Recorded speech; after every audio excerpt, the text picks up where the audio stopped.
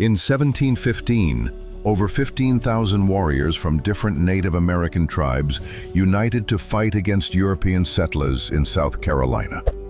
They were known as the Yamasee. But here's the thing, some of these warriors weren't Native American by blood. They were free African slaves who had joined the tribe, lived among them, fought beside them, and even became them. But what if this wasn't just a rare case? What if the hidden history of the land of the eagle, aka America, includes more African Native alliances than you've ever been told? And what if that's why some Native Americans actually look black? Now, when most people talk about the natives having black features, one name comes to mind, the Yamasee. But the thing is, the Yamasee weren't a tribe. They were more like a confederation, a mix of different native groups, bound together by need and survival. In the early 1700s, the Yamasee not only welcomed African people who had escaped slavery, they also shared homes and property with them. Why?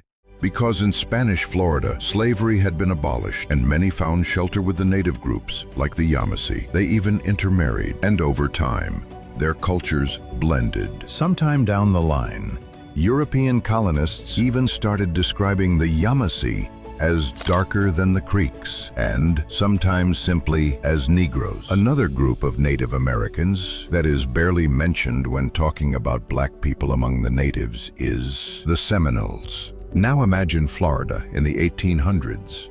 Runaway slaves from the South are fleeing for their lives. Enter the Seminoles, who, unlike other tribes we'll be discussing shortly, accepted these fugitives. They didn't just hide these African slaves from their slave masters for a night or two. They actually embraced them. These new communities became known as the Black Seminoles. They had their own chiefs, villages, and even armies. They danced Seminole dances, sang African songs, and even named their kids in African traditions. They were native, they were African, and they stood side by side in wars against the US government. But here's where things get even more interesting. Not every African-native relationship was peaceful.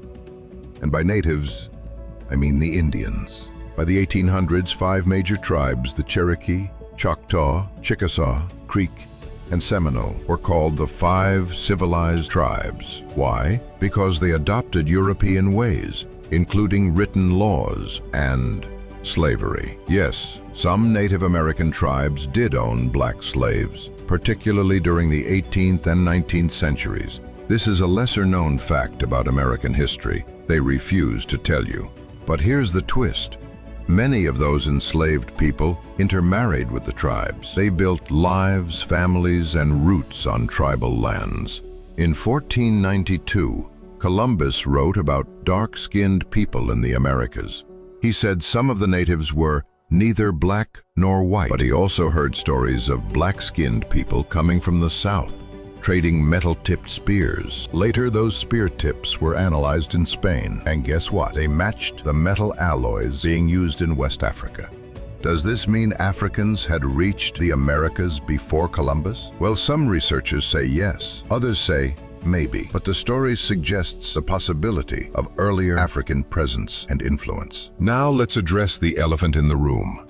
Why do some Native Americans look black? Well, because they are. Not all, of course, but in many parts of America, Native and African ancestry merged through love, war, survival, and resistance. This is not just about skin tone or facial features. It's about shared history, shared blood, shared struggle. Colonial records didn't tell this story, but DNA does. Oral traditions do, and the people living that legacy still carry it today. If you found value in this video, we highly suggest you share with a friend on Facebook, WhatsApp, or X. Catch you on the next one. Peace.